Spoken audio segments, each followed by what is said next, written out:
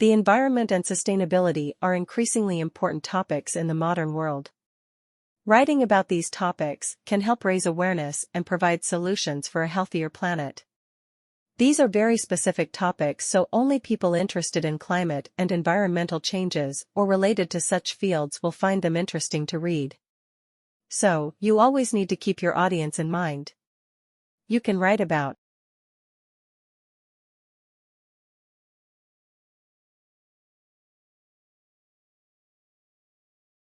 At the core of all human behavior, our needs are more or less similar. Positive experience is easy to handle. It's negative experience that we all, by definition, struggle with. Therefore, what we get out of life is not determined by the good feelings we desire, but by what bad feelings we're willing and able to sustain to get us to those good feelings.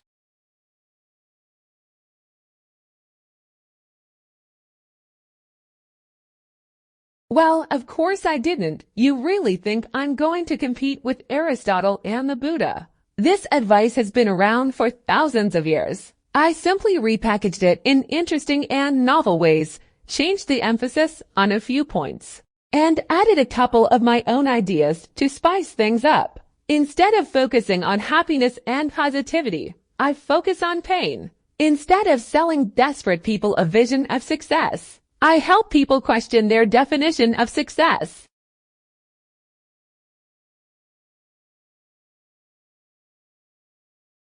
Ernest Hemingway is probably one of the most popular American authors in the past century.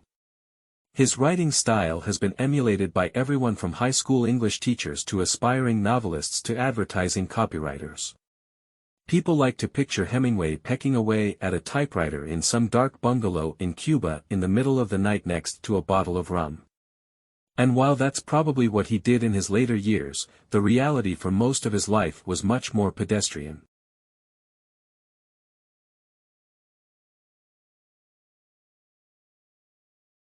Separating solutions from distractions in your life is surprisingly difficult and complicated. This is because we have a tendency to lie to ourselves about our distractions. We tell ourselves that we need our distractions. We tell ourselves that our distractions are just innocent fun, that we totally have them under control. And yeah, maybe I woke up under a bridge in my own vomit, but at least I remembered where I parked the car. See, I am responsible.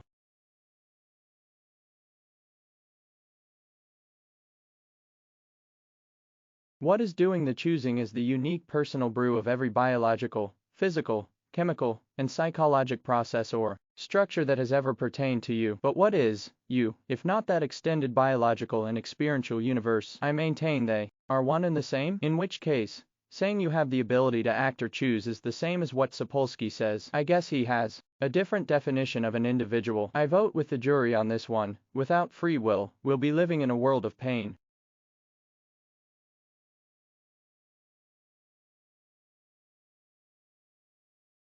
We were having a preliminary conversation on how to illustrate our story on psychedelic medicine, and evidently I referred to some aspect of the project as going down the rabbit hole. The reference to Alice's adventures in Wonderland was unintentional, but it spurred one of the visual thinkers in the room, creative director Aaron Sonnenschein, to start picturing its protagonist.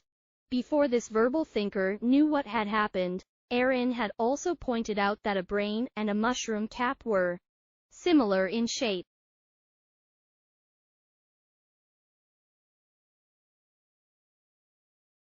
He and my mother were hungry for something else, something more intellectual.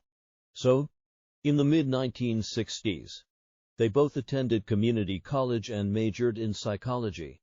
They became teachers in the Head Start program.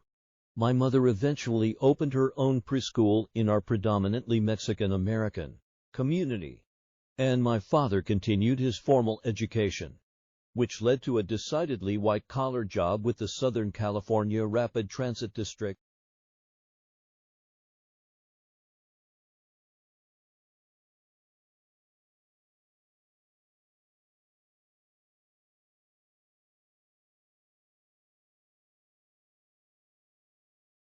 Along the way, we have built unashamedly beautiful buildings, 2 of which have won and been runner-up in the prestigious United Nations World Habitat Award. The first time an Australian building has received that international honor.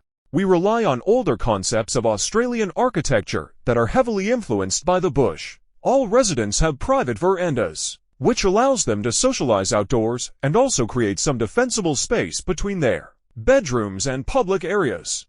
We use a lot of natural or soft materials and build beautiful landscaped gardens.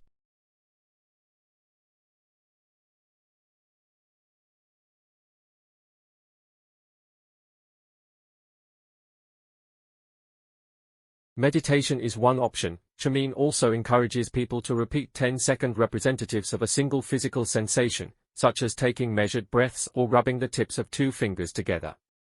Doing so can quiet those saboteurs and activate what he calls our inner sage, the perspective that any event, whether positive or negative, can be a chance for good. If you really, deeply believe that you can turn this situation into a gift or opportunity that starts a positive cycle, Shamin says,